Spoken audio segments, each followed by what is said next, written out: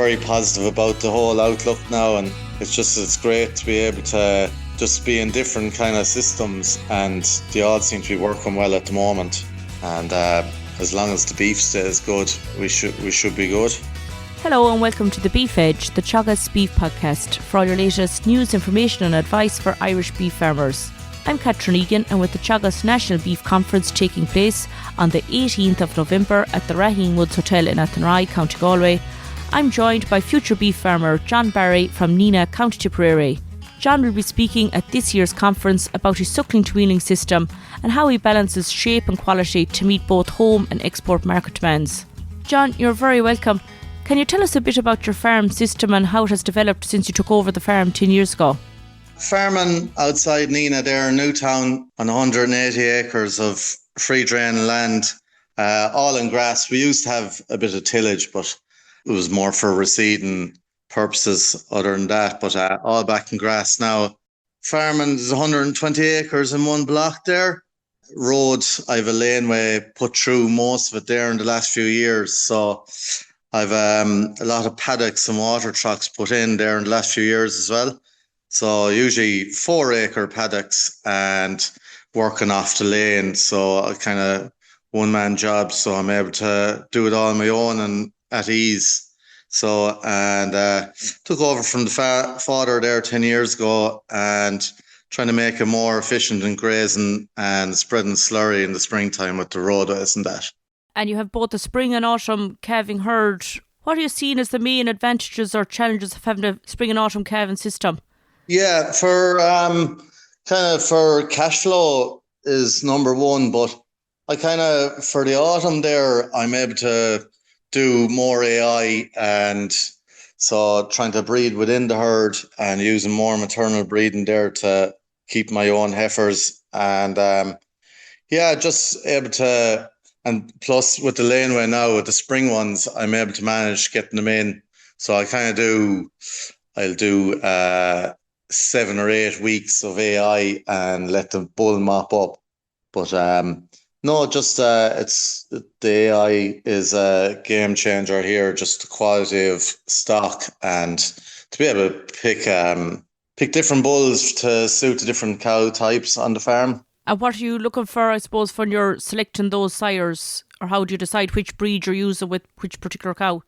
With the autumn ones there now at the moment, so I'm if I see the cow bulling, so I'll have a look at her first and then I'll go through her figures and see what bull suits her.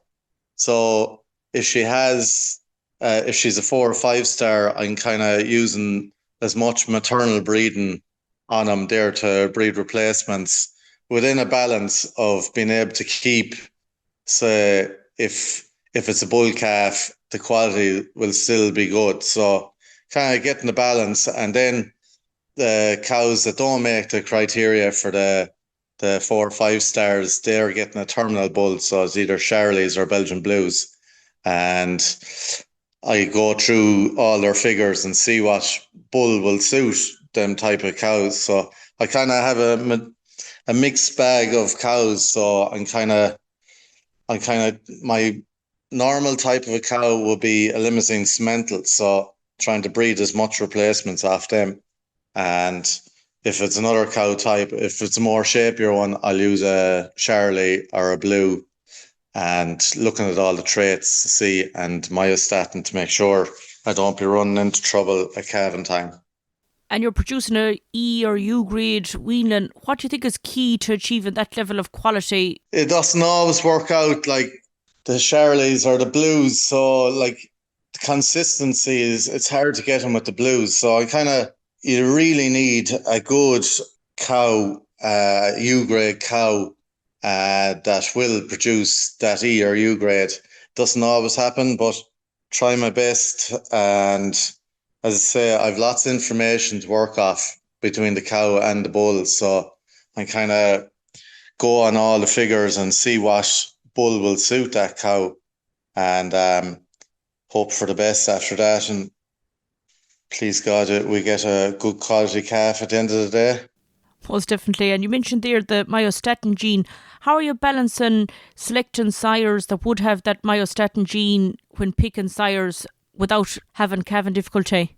Yeah, like I've only recently started looking at the myostatin as I've run into trouble with calving cows that had a double muscle gene and I didn't know it. So I kind of look before I do any AI and now, or I'll go through them pre-breeding to see that I don't run into trouble with the double muscle gene.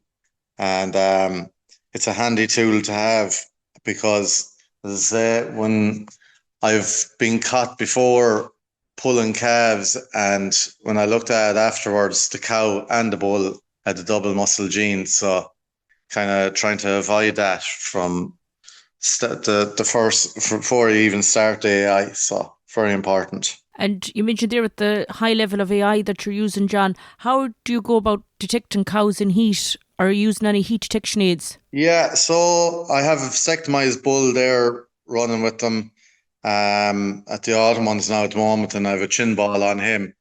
So I'm working off the farm as well. So I'll check him 2 or 3 times a day, but usually I'm giving him lots of minerals there, and it seems to really help the heats. So no, the vasectomized bull is doing a good job. I keep my own vasectomized bull, so I'll do 8 or 9 weeks with him and let the bull in to mop up then. So I do. And you mentioned there at the start that you put a lot of focus on grassland management with roadways and paddock systems. What were the key changes you've made on the farm that you find that you're getting main results from on the farm, particularly now this time of year you're closing up paddocks on the farm and preparing for the spring? Yeah, I suppose between the sheds, laneways, and cattle handling facilities have improved a lot in the last few years. As I say, I extended the laneway. I'm able to work off the lanes. The lane goes up through the middle of the farm, so I'm kind of able to move stock more frequently on my own. I'm able to grow more grass. I have more paddocks put in. Usually I'd have 4 acre paddocks, and kind of I'd be 2 days. I'd usually have 3 or 4 days in each paddock. So moving them quick, doing lots of reseeding, grass measuring, very important on the farm now. Especially we're getting more weather kind of, it's either one extreme to the other. You're either getting droughts or you're getting a lot more wet weather. So I'm able to manage the grass better. Yeah, I getting a squeeze crush there as well. I'm waiting on that now. Hopefully I'll have it soon. So handling cows, I'll just make life easier as I'm a one-man job. So I just need to make it as efficient as possible and be in and out of the yard as quick as possible. My time. In addition to the reseeding there that you mentioned, you've had put a lot of red clover in recent years and arable reseeding. Can you just talk through how you're finding the red clover and the arable reseeding on the farm? Yeah, I've sown red clover into 2 fields there in the last 4 years and has worked well. Cutting back on nitrogen is a big help, and using my slurry and using your soil samples to see what you need on that ground. But definitely nitrogen saving is a big help, and getting 3 or 4 cuts, and I'm getting two grazings this year now. I got 3 grazings off it. Just moving them quick off it, in and out, and just the quality of silage is second to none. I'm feeding it there now at the moment to weanlings and autumn cows, and when you open the bale, it's so sweet. Like they love it, so they do. So no, very happy with it. Probably will do more next year now, as I didn't put in with the arable silage this year, as I'll be grazing that ground more. But hopefully next year now I'll put in more red clover, and it's just it's great that saving nitrogen, so it is. You're speaking at this year's National Beef Conference and looking into the future. What do you see as your role meeting the market demands, breeding those E and U grade weanlings going forward? Yeah, looking to the future, my role meeting the market demands on my farm is I've no set system as I'm doing. I have 3 or 4 different systems running there at the moment. Not like most farms, they kind of set in one system. Like I have a bit of dairy beef, Angus and Hereford, which the factories are always promoting. I am targeting the export market with the ENU grade type animals. Any of my plain animals, continentals, are castrated and sold as stores to 16 to 20 months old in the mart, along with the heifers. So kind of I'm dipping my feet into a few different markets, and it seems to be working well. And I'm trying to breed a few roan animals as well for that market. So kind of very positive about the whole outlook now. And it's great to be able to just be in different kind of systems, and they all seem to be working well at the moment. And as long as the beef stays good, we should be good. That's great, John. Thanks very much, and thanks for joining me on the show. Thank you, Catherine. That's all for this week's episode, and my thanks to John for joining me on the show.